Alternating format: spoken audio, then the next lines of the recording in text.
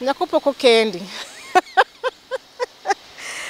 Hey, your comments have been hilarious, but I think at the end of the day, berki wuok, sata sami di kendi no, wuoge yo maber. Di kami kendi no, gimpango. Kendo ber ndi ki wuok e lwet jonyuolni, ma gigwedho your marriage, gigwedho your union. Ma they have also met this person and they know them. You know, okay, kiki wuga ni inori duka ni dhi nyiewo sabun tichwer. Kaka ni dhi nyiewo sabun no. Tinyiewo sabun to ikoni ichaki rawo maybe a club ikoni ato bende idhi limbe weekend to limba dala achiel ariyo adek wigi adek. 6 years later ingi nyithindo 4. To jodala ukia ng'atni. Kama ng'ani yae jikia. Kama dhiye bende kata in bende labda ikia. But ber wuok e lwet jonyuol. Gimomiyo mane ni important en ng'ani be bodak kodi gi heshima. Sami wuok e lwet jonyuolni. Koro inidhi rundo chapat. Tichaki pinyo yuso. Tiko nini yawa to koro iweya nang'o yawa. Koro iweya nade. Koro kaka isetedo ni ing'eni sama intiere sama ane buti to ka chiemo to ka chiemo lor maber.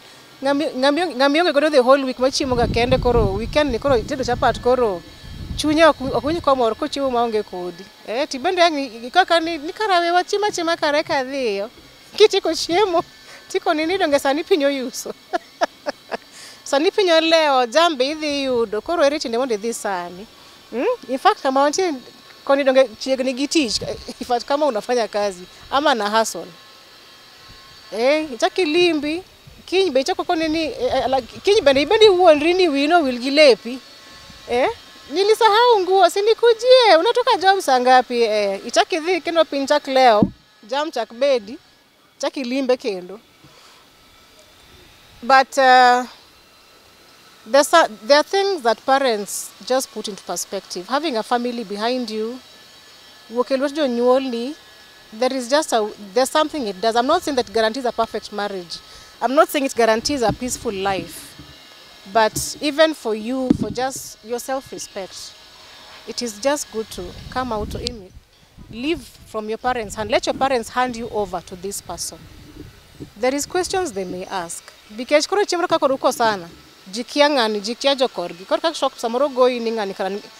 Maybe they have another family dala to unukiaga. But at the point when due diligence is good to do award.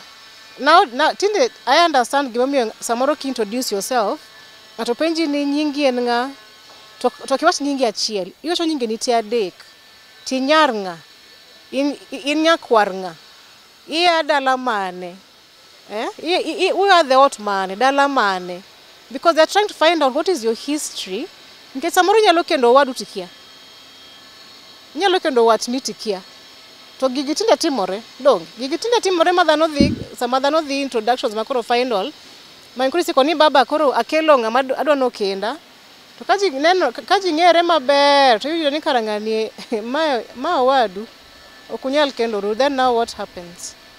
So work with your brothers early, ask these questions early. They may seem intrusive, they may seem by the way ushamba joma koba ni koni mago penjo majoto ni mane penjoga joma sanyo penjo mang'eny ahinya. But you'd rather find out early. Mondinge kami chiko. Monichaka chaka chon, ninge kama gini dhiye chon. Koro find out where somebody comes from. What is their background? What is their family like?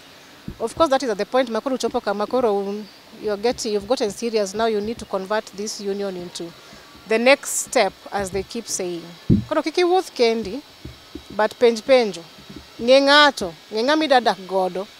Ngamili monite en ngawa o akanye jokor yen jokuri.